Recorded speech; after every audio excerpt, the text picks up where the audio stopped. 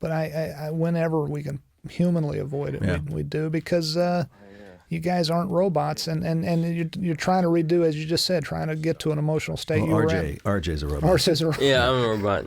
That's why I walk with the crutches. Y'all didn't know? Didn't you wonder why we didn't pay him? Y'all what? Don't tell him you guys get paid. Y'all get paid for this? When did that happen? I thought it was just a great honor to be on the show. That's right. That's y'all get money for this? Maybe we should put this on Saturday mornings like Small Wonder. Small Wonder. That was a show. Look at those figures. Look at these gals. I know. Hotsy totsies. Hottest women of nighttime. I love this scene. This is one of my favorite scenes of the whole episode. Yeah. Is it? Yeah, this really is. I love this scene. RJ, you did a great job here, and obviously Bryan, both of you guys are so good here. And tell the story of the book here, Jenny. Oh, well, we wanted to have a book, and Vince had suggested this book. It just really seemed to fit the scene. And the Monday after the episode aired, as I'm checking my Facebook, I had an email from Mark Bowden, the author of the book. And no way. Yeah, and he was like, I was watching, one of my favorite shows last night, and a familiar book popped up, and I just wanted to thank you guys. It was very exciting. Wow. That's cool. He's a very good writer. He's also the guy who wrote Black Hawk Down. That's what I thought. Yeah, very talented writer. And of course, Killing Pablo, very interesting story about, as Walter Jr. explains, as Pablo Escobar, who, so many things I love about this scene: the emotion, the wonderful bond between these two, the desire on Walt's part and on Walter Jr.'s part to talk about more things, to share deeper emotions, but instead, by proxy, they're talking about, just sometimes it's hard to communicate with our families, and especially father and son. It's a wonderful bit, yeah. Yeah, it's very difficult.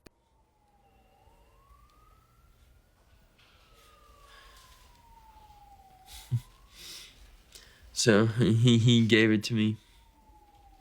Figured I'd read it.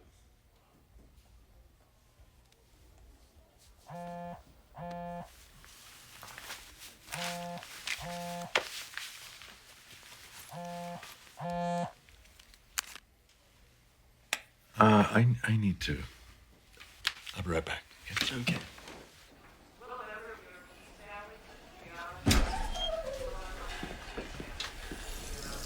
No, I assure you, we are hard at work. Absolutely.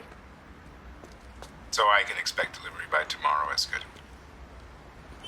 Well, he chooses to take this phone call instead, which is something, it's interesting. Although I wouldn't want this guy mad at me. This guy, Gus Fring. This is a phone call I think you got to take. I think he definitely carries a lot of weight. He does in indeed. your life. He does indeed. I mean, not on purpose, of course, but he set us way back. And Poor Gail. Dancing. You're such a bastard. I think douche-tard is the term they're looking for. You're such a douche-tard. Poor Gail. He didn't do anything. He's tap dancing fast to get this story out. He is. I love how you play this. I love the undershirt, too. I love there's always an undershirt. It's order. I think it's important that Walt display order in his life somehow, and that seems orderly. Yeah. He's not unkempt. Yeah. And the tidy whities, you're finally out of those, too. Very orderly. Actually, no, we see Walt's tidy whities in the next episode after this one. Oh, true. Yeah. We see Walt's tidy whities just a lot. Can't wait. It's Even horrible when we're to not see working. someone of this age. Finally, I just realized that's what America wants to see, and I gave over to it. You got to give America what it wants. These are Cranston. beautiful. I love these transitions. We have a couple of guys from L.A. who shoot these for us, do a great job. They're done with a still camera, done with a still digital camera, and a really great job. Well, Albuquerque has so many great views to it. It's true. A lot of different places to point a camera that are beautiful and striking, and also have not been seen very often in other movies or TV shows. Y'all remember last year when they lost the camera with the balloon? Oh, that was the first year. Yeah, no. No, it was the end of last season, and it was season two. It was season two, yeah. So, which was now, Yeah, that was a story. Oh, Jesus. That was the shot for the plane crash. The plane crash, the as it were, the teddy bear's eye view of the teddy bear falling toward the pool and Walt standing by the pool. And we thought we'd do it practically with a weather balloon pulling up a video camera away from that. But then the camera just floated away. Had a mind of its own, and it went away. You know what the sad thing was, though? Found 220 miles away. It lost its tethering like Wizard of Oz. Yeah, it did. But you know the worst part about that? Yeah. The lens cap was on. So yes, it we was. Didn't get anything. No, I can't do that. It happens. So it's a good one. I love this bit. On occasion. Orders a big booster for the DEA. You heard what happened? He's going to feed every cop in the building. Actually, by the way, this is my favorite scene of Gomez's in the entire 33 episodes we've shot so far. That moment of what's actually, this is my favorite episode for him. It's that moment, and it's the moment before that.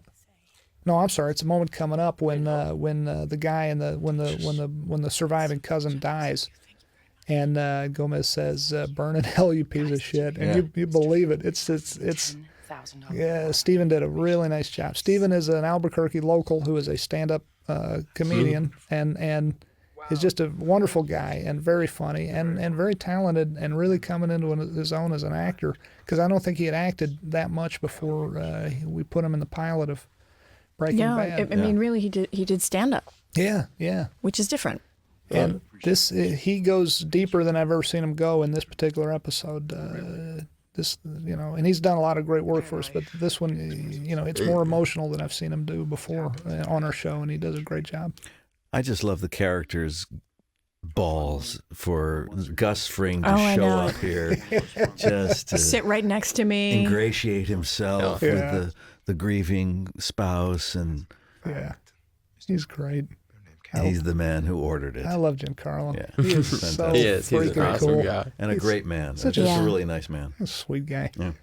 He does something coming up. He's so elegant. He's and buttoned down and professional and perfect. I mean, the character and the real guy is full of life and enthusiastic. And Giancarlo in person is not Gus Fring, but he is he's such a great guy. But he plays that character so well.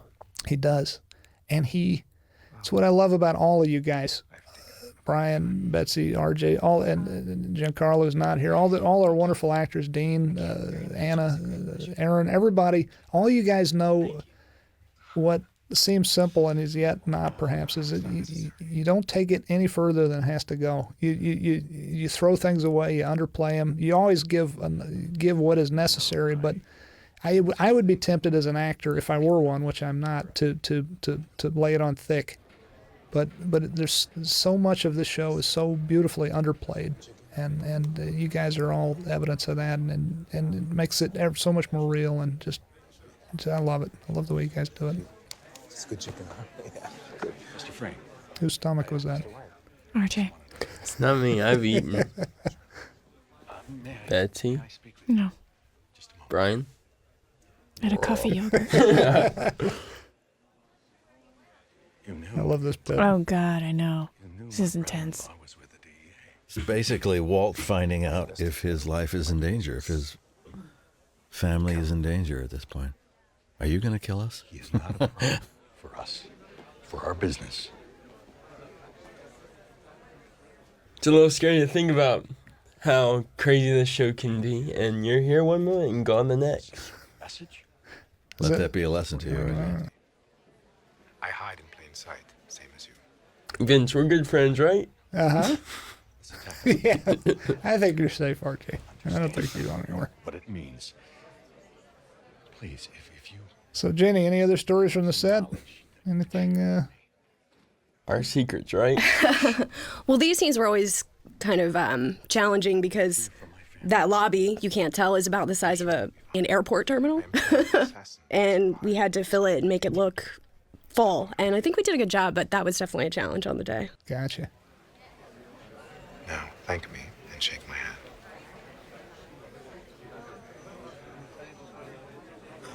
Thank you. Thank you again. You're quite welcome, Mr. White. Did you hear that?